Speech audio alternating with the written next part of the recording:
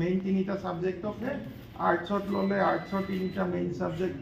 হেৰি হয় সায়েন্সত ললে নৰমালি ফিজিক্স কেমিস্ট্ৰি বায়োলজি বা ফিজিক্স কেমিস্ট্ৰি ম্যাথমেটিক্স আগতে আছে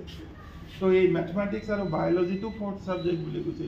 এতিয়া তাৰে জায়গাত আইটিটো সোমাই গৈছে তো কোনবাৰ এনেকুৱা হ'ব পাৰে যে কোনবাৰ ম্যাথমেটিক্স ফিজিক্স আৰু আইটি এইটো মেইন হ'ব পাৰে এতিয়া হায়াৰ সেকেন্ডাৰী লৈকে যদি আইটি পঢ়া